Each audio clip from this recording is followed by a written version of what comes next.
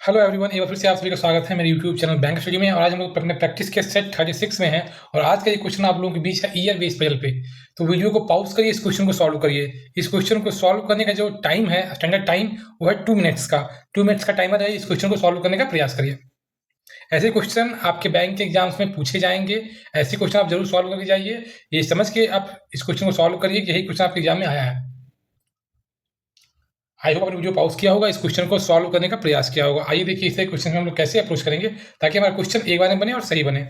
लिखा हुआ है 8 व्यक्ति यानी P Q R S T U B और डब्ल्यू का जन्म निम्नलिखित वर्ष 69, 82, 85, 90, 94, 97, 2000 और 2007 में हुआ था। क्लियर है। 8 लोग हैं और 8 लोगों के जन्म का वर्ष आपके सामने दिया हुआ है। क्लियर है। व्यक्तियों की आयु की जो गणना होगी, जो एज का कैलकुलेशन करेंगे, उसका आधार वर्ष 2021 के आधार पर की गई है और सभी का जन्म एक ही महीने में और एक ही दिन में हुआ, यह माना गया है ना। इसमें बताया गया है आपको कि जो लोगों का एज होगा उसके लिए जो आपके लिए ईयर जो दिया हुआ है, बेस ईयर जो दिया हुआ है, वो 2021 दिया हुआ है। क्लियर है। इस क्वेश्चन का बेसिक जो है मैंने पिछले क्लास में बताया है, यदि आप नहीं देखें जरूर जाके देखिए, वहां आपको चीजें और अच्छे से समझाई गई है। ठीक है, इसका बेसिक्स। तो इस क्वेश्चन को सॉल्व करने के लिए हम लोग 2 स्टेप्स फॉलो करते हैं।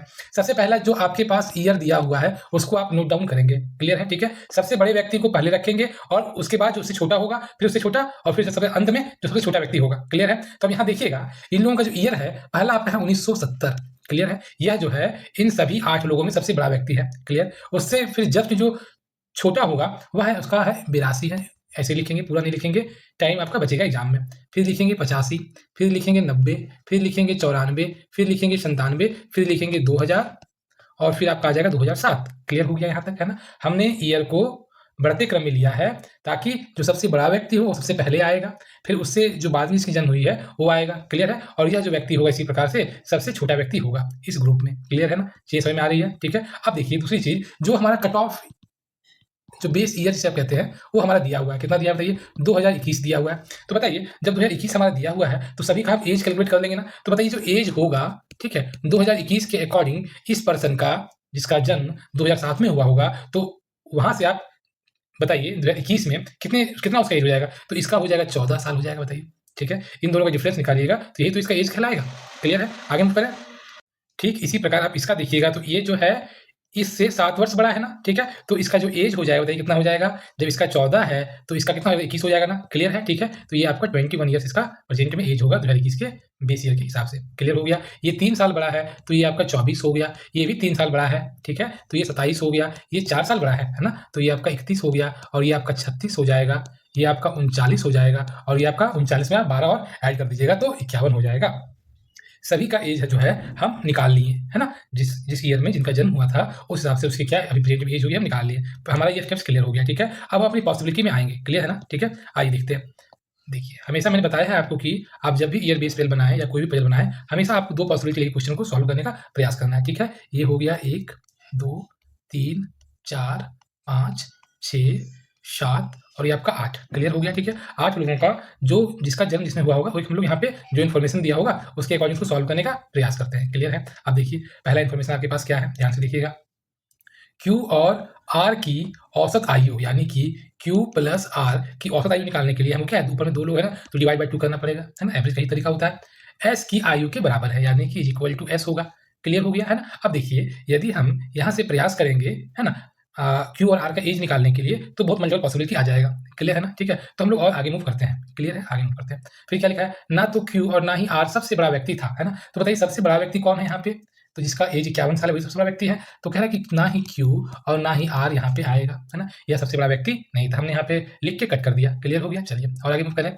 W और P की आयु के बीच 5 वर्ष का अंतर है। अब देखिए, आपने सभी का एज निकाला है ना। ठीक है। तो आप देखिए किसमें 5 वर्ष का अंतर है। यदि आप देखिएगा 14 यहाँ पे है तो आप 5 जोड़िएगा तो आपका 19 चाहिए था, यहाँ पे नहीं है। चलिए फिर देखिए 21 है तो आपका 26 चाहिए था, यहाँ पे नहीं है। क्लियर है। और देखिए 24 में 5 आप जोड़िएगा तो 29 होना चाहिए, वो भी नहीं है। ठीक है। 27 में आप देखिए 5 जोड़िएगा तो 32 होना चाहिए, ये भी आपके पास उपलब्ध नहीं है। ठीक है। 31 में आप 5 जोड़िएगा तो देखिए आपका 36 आ रहा है।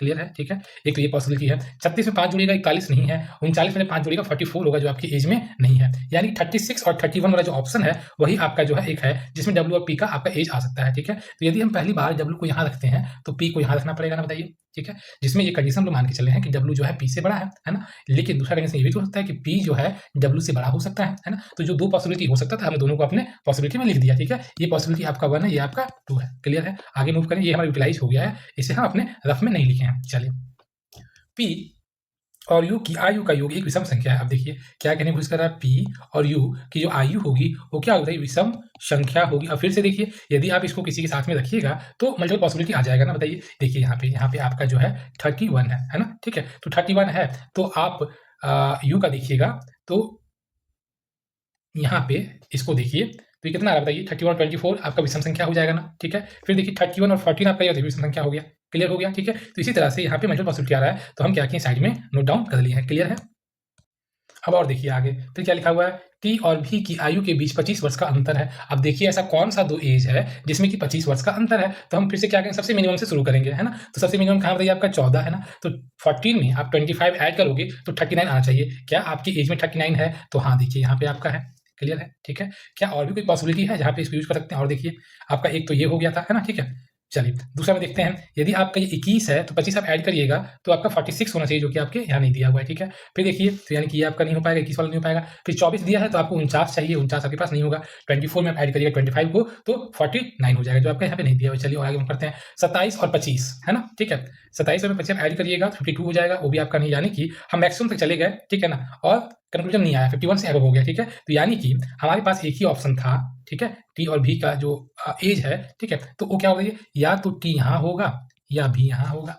ठीक इसी प्रकार भी या टी इस तरीके से लिख सकते हैं ना, भी या टी, टी या भी, इसमें कोई डाउट नहीं है ना, क्योंकि इसमें क्लियर नहीं किया है कौन सा बड़ा कौन सा छोटा होगा। इसमें हमने दोनों पॉसिबिलिटी मान के इस क्वेश्चन को सॉल्व किया है, ठीक है, यहाँ तक क्लियर है ना, अप्रोच किया। फिर देखिए क्या लिख रहा है, भी और आर की आयु के बीच 7 वर्ष का अंतर है। अब देखिएगा ध्यान से, है ना, यदि आप पहली पॉसिबिलिटी में देखिएगा तो भी और आर की बात कह रहा है, तो भी यदि हम 39 मानते हैं, ठीक है, तो 7 यदि उसमें ऐड करिएगा तो 46 होना चाहिए, क्लियर है ना। देखिए 46 आपके पास नहीं है, यानी कि भी जो है आपका यहाँ पे नहीं आ पाएगा, ये बात तो क्लियर हो गया ना, भी आपका यहाँ पे नहीं आएगा, ठीक है।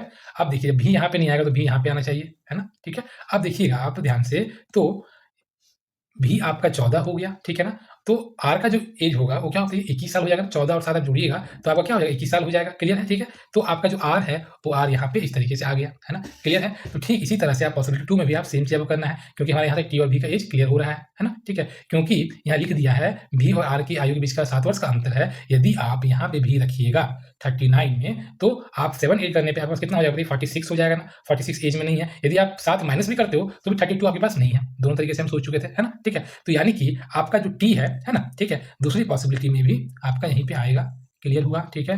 और भी जो है आपका यहाँ पे आ जाएगा, है ना, ठीक है। चलिए इसको मैं फिर से लिख देता हूँ, चलिए टी हो गया आपका, ये आपका भी हो गया, है ना। और भी का जब क्लियर हुआ तो हमारा आर भी आसानी से क्लियर हो जाएगा, बताइए। तभी तो 14 7 21 हम लोग कर पाए, है ना। 14 में से -7 7 भी हो सकता था, 7 वर्ष किसी का आयु होता तो एक और संभावना थी आर के लिए कि आर का जो एज होगा वो 7 साल होगा, क्लियर है ना, ठीक है। आगे मूव करें, चलिए अब देखिए हमारा पूरा अपना इन्फॉर्मेशन मैंने पढ़ लिया है, ठीक है। अब हमको दोबारा अपनी इन्फॉर्मेशन को नहीं देखना है, हमारे पास 2 बचा हुआ है, ठीक है ना, जहाँ पे यूटिलाइज मुझे करना है, ठीक है। अब देखिए पहला, अब देखिएगा पी का हमारा यहाँ पे क्लियर कर दिया है, ठीक है, कि पी का जो एज है पहली पॉसिबिलिटी में वो 31 है ना, ठीक है। तो यू का एज ऐसा होना चाहिए कि विषम संख्या आएगा, तो यदि आप यू को यहाँ रखते हैं 51 में रखिएगा तो सम संख्या आ जाएगा, चलिए क्लियर है। यदि आप यू को यहाँ रखते हैं फिर से सम संख्या आ जाएगा, दोनों का एज पी और यू का, ठीक है। यदि आप यू को यहाँ रखते हैं, ठीक है, तो देखिए विषम संख्या आ जाएगा ना, क्लियर हुआ यहाँ तक, ठीक है। तो पहली पॉसिबिलिटी मैंने यू को यूटिलाइज कर लिया। फिर देखिए यहाँ पे आपका पी दिया हुआ है 36, ठीक है, तो यू आपका देखिए आसानी से यहाँ पे आ सकता है, आपका एक पॉसिबिलिटी बन सकता है, क्लियर है। और देखिए यहाँ पे आप देखिएगा तो यहाँ भी आपका क्या यू आ जाएगा, क्लियर है, ठीक है। यानी कि यू के लिए दूसरी पॉसिबिलिटी में 2 पॉसिबिलिटी बन रहा है, क्लियर है ना, ठीक है। यहाँ पे भी आपके पास और यहाँ पे भी है, ठीक है। अब देखिए तो हम क्या कर सकते हैं, इसमें दूसरी पॉसिबिलिटी में यू को यूटिलाइज हम नहीं करते हैं, क्लियर है ना। हम अपने एक और हमारा कंडीशन उस पे आते हैं, चलिए लिखा है क्या, Q और R का जो एज होगा डिवाइड बाय 2 करिएगा तो ऐसा आना चाहिए, ठीक है। हमारे पास R का एज दिया हुआ है ना, बताइए R का एज अब 21 साल है, ठीक है ना। तो 21 यहाँ पे हो गया, इसमें आप जोड़िए कोई ऐसा एज, ठीक है, जिसको डिवाइड करिएगा 2 से तो फिर हमारा एस का भी एज निकल जाए। यदि आप देखिएगा तो आर यदि ये है तो क्यू का एज मान लेते हैं कि ये होगा, ठीक है। तो इसको आप जब डिवाइड बाई 2 करिएगा तो आपका डेसिमल में आ जाएगा, 24 और 21 हो गया 45, डिवाइड बाई 2 करिएगा 22.5 आएगा, तो ये तो नहीं होगा। चलिए ठीक है, फिर हम आते हैं इसके पास। सर ये ब्लैंक है हमारे पास। अब देखिए 27 प्लस 21 क्लियर है, 48 आ गया। 48 डिवाइड बाई 2 होगा तो आपका 24 आ जाएगा, और 24 आपके पास क्या है, ब्लैंक में भी है ना। यहाँ हम क्यू और आर को नहीं लिख सकते, सॉरी क्यू को नहीं लिख सकते क्योंकि मना किया गया है ऊपर में, क्लियर है, ठीक है। यानी कि आप देखिएगा क्यू हो गया और आर के माध्यम से हमने जो है एस का एज निकाल लिया ना, क्लियर है, ठीक है। चीजें समझ में आ गई ना अच्छे से, ठीक है। अब देखिएगा आपके पास पहली पॉसिबिलिटी में मना किया गया था कि क्यू और आर यहाँ पे नहीं आएगा, ठीक है। तब देखिए यहाँ पे आपके पास एक ही ब्लैंक है यहाँ पे, और क्यू और आर के बारे में कह दिया गया है कि यहाँ पे क्यू तो नहीं आएगा। तो जब क्यू यहाँ पे नहीं आएगा, ठीक है, तो क्यू के लिए एक ही ब्लैंक है, वो कहाँ है बताइए, यहाँ पे है, क्लियर हुआ, ठीक है। चीजें समझ में आ रही है ना। और देखिए एक जो बचेगा आपका उसको हम यहाँ पे नोट डाउन कर लेंगे। आप देखते हैं और आगे ध्यान से, पी और यू के बारे में बोला गया कि जो एज होगा टोटल वो क्या विषम संख्या होगी, तो पी यहाँ पे है, ठीक है, तो यू के लिए बस एक ही ब्लैंक बचा है, तो यू देखिए यहाँ पे आ गया, क्लियर हो गया। हमारा जो पॉसिबिलिटी 2 है वो पूरी तरह से फिल हो चुका है। अब देखिए पॉसिबिलिटी 1 में देखिएगा, ठीक है, तो क्या क्यू और आर का, अब देखिए पहली पॉसिबिलिटी में हमारा जो बच रहा है वो क्या बचा है, एस बच रहा है, तो एस को आपको वहीं फिक्स करना पड़ेगा। तो अब देखिए क्यू का आपका जो एज है वो है 27, ठीक है, प्लस आर का जो एज है वो है 21, ठीक है ना। तो 7 1 8 2 2 4 48 हो रहा है, डिवाइड बाई 2, तो 24 होना चाहिए किसका, एस का एज। लेकिन एस का एज कितना बताइए, पहली पॉसिबिलिटी में 51 आ गया ना, तो यानी कि ये आपका क्या है, गलत हो गया, क्लियर हुआ, ठीक है ना। तो मैंने स्टेप बाय स्टेप आपको चीज़ों को समझाया था कि यहाँ पे आपका जो है क्यू को मना किया गया है ना। आर पहले से यहाँ प्लेस था, तो हमारे लिए क्यू के लिए एक ही जगह हुआ पाया यहाँ पे, तो हमने क्यू को यहाँ प्लेस कर दिया, क्लियर है। तो ये जो आपका आंसर है ये आपका सही हुआ है ना। अब यदि आप देखिएगा पी और यू का एज आप जोड़िए तो 6 1 7 5 और 3 8 87, क्लियर है। मैंने प्रयास किया है आपको कि बहुत मैन्युट लेवल में जाके चीज़ों को समझाने का, इसलिए टाइम लग रहा है, क्लियर है, ठीक है। तो ये आपका आंसर हो गया, ठीक है।